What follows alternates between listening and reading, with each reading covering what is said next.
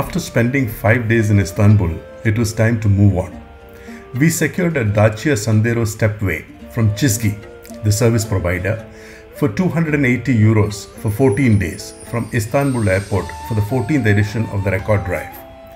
Over the years, I have come to realize that airports are the best locations to hire vehicles for long duration. Immediately after leaving the airport, I had to tank up as the fuel tank registered nil fuel.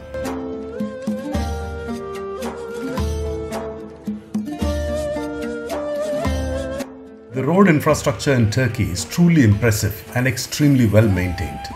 The highways are 4 lanes each way with an emergency lane. No potholes or uneven surfacing.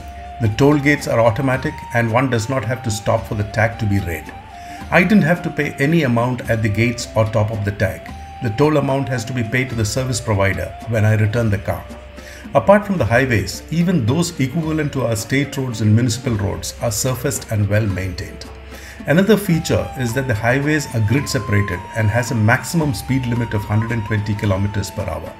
However, fast lane users were certainly above that limit.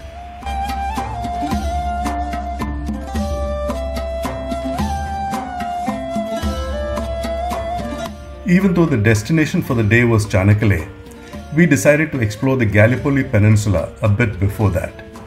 The Gallipoli Peninsula has Aegean Sea to its west and the Dardanelles Strait to its east. This was a major theatre of war during the First World War. The Gallipoli campaign handed the Allies a costly defeat and the Ottoman forces won a Pyrrhic victory. More than 120,000 lives were lost here. The Anzac Day is a remembrance day observed by Australians and New Zealanders for the heavy casualties they suffered here in the campaign. Many memorials to the fallen braves dot the peninsula.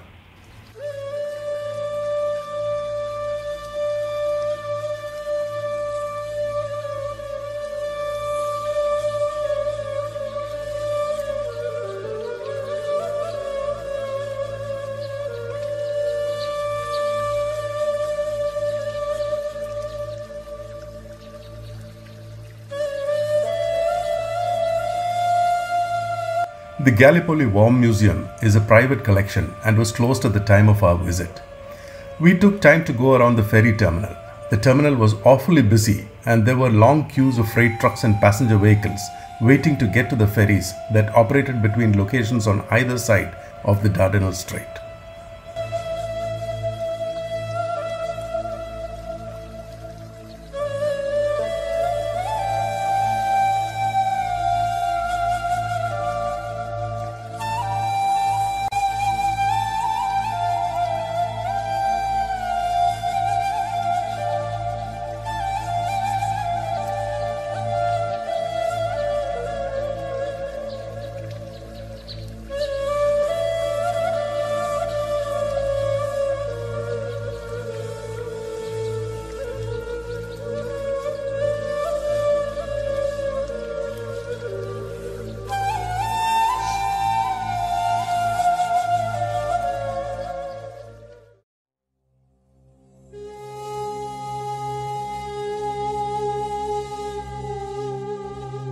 The Çanakkale Martyrs Monument commemorates the sacrifice of more than 250,000 Turks and their friends who took part in the Gallipoli campaign between 1915 and 1916.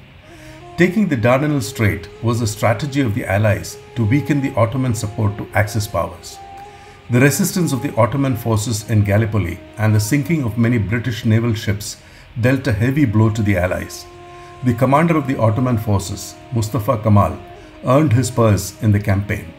The Martyrs Monument that opened in 1960 overlooks the straits. The monument is so well maintained that itself is a tribute to those who sacrificed for their motherland.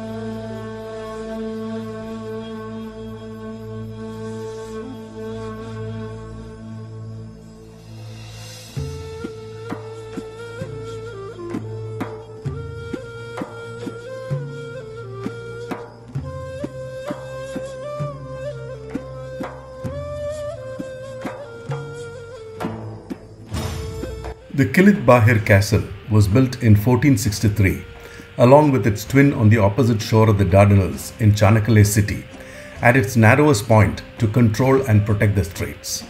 The bastion looks quite formidable and purposeful. Unfortunately, the castle too was closed for visitors this day, and hence had to skip the tour. There is a ferry terminal within a few meters of the castle, with ferries operating between Kilith Bahir and Çanakkale almost every 15 minutes during the day. We took the very efficiently operated ferry to transit from Kilith Bahir to Çanakkale.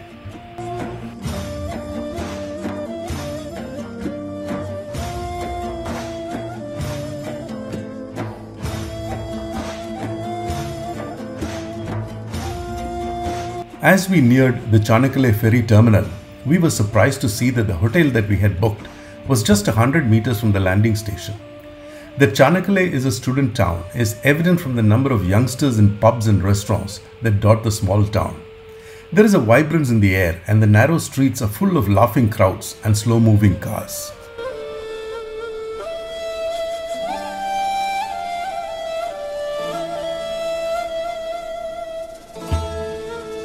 Çanakkale is a picture-perfect city. The views from the balcony of the Kule hotel room made it even more heavenly. Sitting there, watching the city waking up and activities picking up while working on my blog was balm for the soul. It was cool and windy.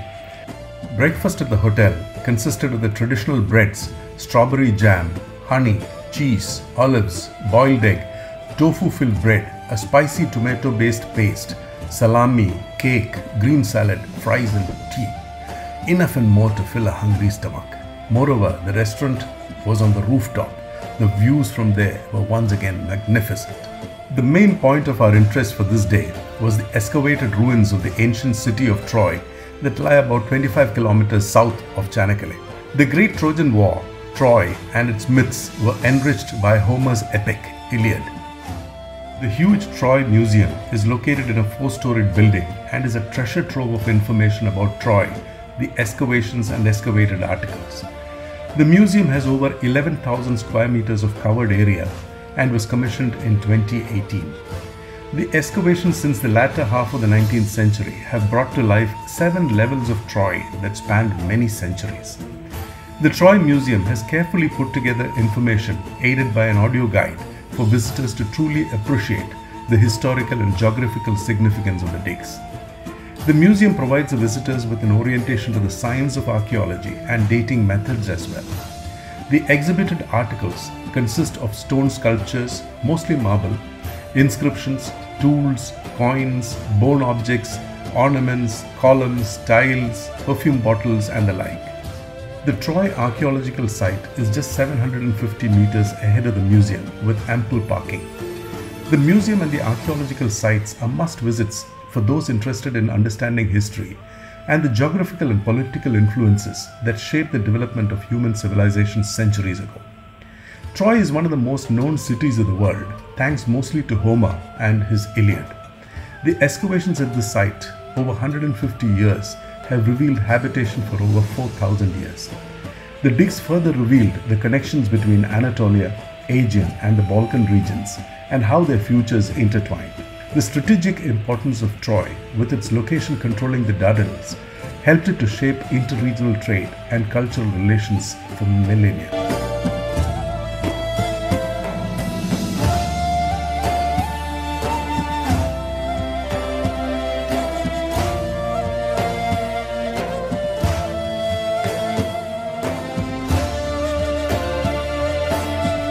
The evening was reserved for the Çanakkale waterfront. We decided to take a walk, and that gave us a glorious evening. The wide, neat and clean promenade with the waves slapping its edges is a place to be to soothe and calm. Benches are placed at intermittent locations along the promenade. There are children's play area, cafes and restaurants as well as garbage bins. Socially responsible people make for a beautiful and enjoyable place. The Trojan horse that was used for the 2004 Brad Pitt starrer Troy is on display at the Çanakkale waterfront. We walked around the waterfront, enjoying the clean air and the nippy winds, and marveled at how smoothly life went on. The sunset was awesome, and that 1 hour made the visit to Çanakkale most unforgettable and special.